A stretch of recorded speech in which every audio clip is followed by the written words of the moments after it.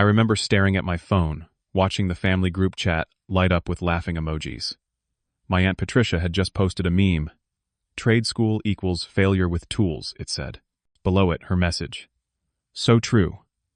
The replies came fast. Chuckles. Agreement. Not a single person defended me. I was 18 years old, sitting at my desk with HVAC textbooks spread around me, and I felt my chest tighten. 5 years later, my phone buzzed again. Same aunt. All caps this time, begging for help with her broken furnace in the middle of a freezing Milwaukee winter. I looked at that message, smiled quietly, and scrolled back through our old conversation. My finger hovered over a screenshot I had saved for a moment, just like this. Before we get into how I went from being the family joke to the one they all needed, I would love to know where you are watching from. Drop your city in the comments below, hit that like button, and do not forget to subscribe because this story has a twist you will not want to miss. Now let me take you back to where it all started. I grew up in Milwaukee, Wisconsin, in a neighborhood where everybody knew everybody. My parents divorced when I was 12. After that, I lived with my mom, Amy, in a small 2-bedroom house on the east side. She worked as a nurse, pulling night shifts at the hospital 3 or 4 times a week. The money was steady, but there was not much left over after rent, groceries, and keeping the heat on during those brutal winters. My Aunt Patricia was my mom's older sister.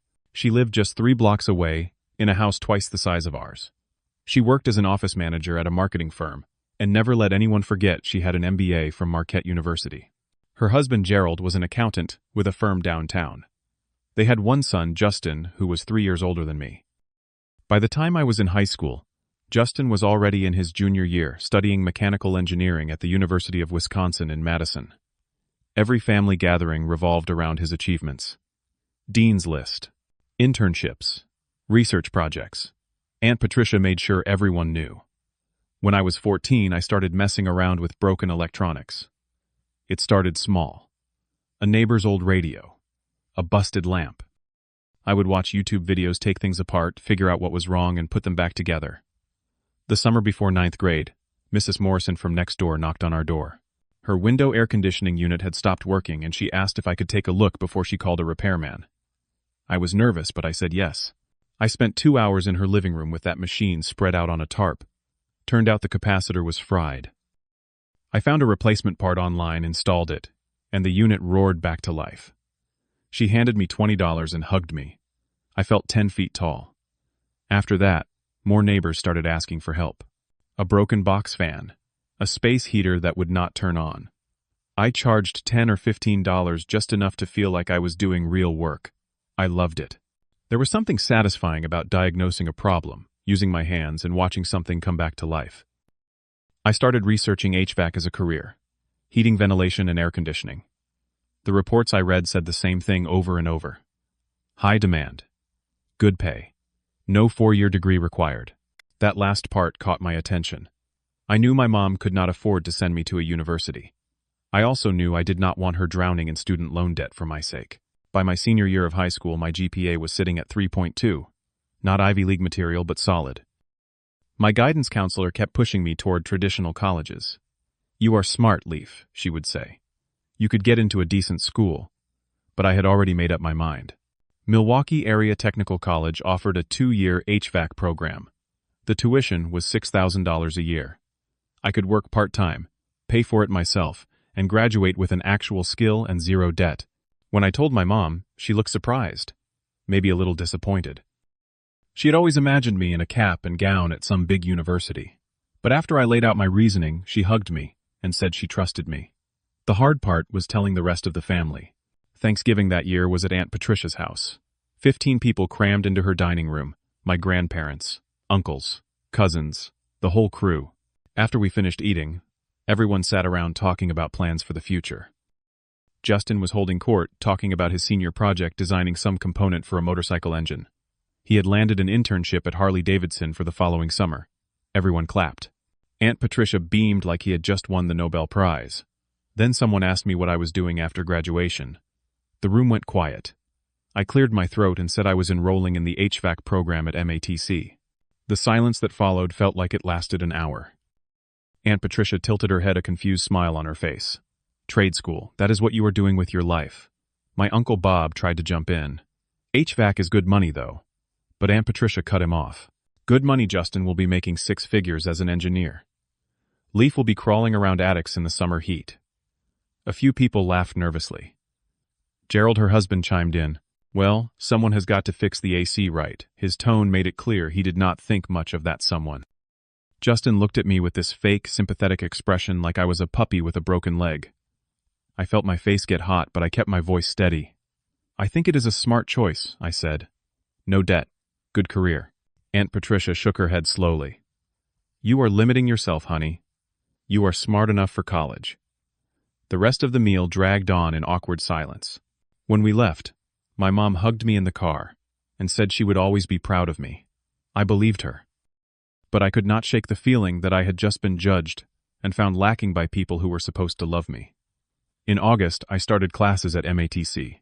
There were 12 people in my cohort ranging in age from 18 to 45. Our instructor, Mr. Kowalski, had been an HVAC technician for 30 years before he started teaching. He did not waste time on theory without application. We learned about electrical systems, refrigerants, ductwork, and airflow. Then, we went into the shop and tore apart real units. We practiced soldering copper pipes, checking for refrigerant leaks, and replacing compressors. I was hooked. I stayed after class to watch extra demonstrations. I went home and watched more videos online. I got a part-time job at a hardware store making $12 an hour and saved every penny I could. On weekends, I helped my mom around the house. Installed a new ceiling fan in her bedroom. Fixed a leaky faucet. Life was simple, but I felt good about the direction I was heading. Aunt Patricia did not let up. A few weeks into my first semester, I ran into her at the grocery store. She asked how AC repair school was going with this smirk on her face. I told her it was going well. She said I should still think about applying to a real college. It was not too late, she said. Around Christmas, the extended family exchanged gifts at her house again. She gave Justin a University of Wisconsin hoodie. She gave me a toy tool set, the kind you give to a 6-year-old. Everyone laughed. I forced a smile, but inside I wanted to leave. In March of my first year, she sent me a text message. Saw an article about AI replacing manual jobs. Hope HVAC is not next. I did not respond. I just added it to the growing list of little cuts. That May, Justin graduated from college. Aunt Patricia threw a huge party. Catered food. A sheet cake with his face on it. Balloons everywhere. My mom and I showed up because we had to. I felt like a ghost. When guests asked Aunt Patricia about her family, she would gesture to Justin and say, "This is my son, the engineer." Then she would point at me and add, "And this is Leaf. He is learning to fix air conditioners." The tone in her voice made it sound like I was learning to clean toilets. Our family had a group chat called Family Circle. People shared photos, jokes, birthday wishes. That September, I was in my second year studying for my EPA certification exam. It was a Tuesday night. I was at my desk, going over practice questions, when my phone started buzzing nonstop. I picked it up and opened the group chat. Aunt Patricia had posted a meme. It showed a confused-looking man holding a hammer standing next to a pile of tools. The caption read, "Trade school equals failure with tools." Below the image, she had written, "Saw this, and could not stop laughing. So true." Then came the flood of responses. Uncle Bob, ha. That is pretty funny. My cousin Kyle, ouch. That is harsh, lol. My cousin Dana, cry, laugh emoji. Gerald, trade jobs are not for everyone, thumbs up. Justin, dad went to law school. I did engineering, grateful for education. 13 messages in total. Most of them laughing or agreeing. Nobody mentioned my name, but everyone knew who the joke was about. My mom finally typed, "That is unnecessary, Patricia." My aunt replied, "Oh, relax, Amy. It is just a joke." I stared at my phone. My hands were shaking. I scrolled back up and read every single message again, every emoji, every dismissive comment. It felt like being stabbed in the back by people who were supposed to care about me. Without typing a word, I left the group chat. My phone rang a minute later. It was my mom. "Honey, I am so sorry," she said. "She did not mean it like that." "Yes, she did, Mom," I replied. "They all did." She went quiet. There was nothing else to say. I put my phone on silent and went back to studying. 2 weeks later, I passed my EPA Universal Certification exam. A month after that, I graduated from MATC with honors. My instructor wrote me a recommendation letter, and I applied to Sterling HVAC, the third largest company in Milwaukee.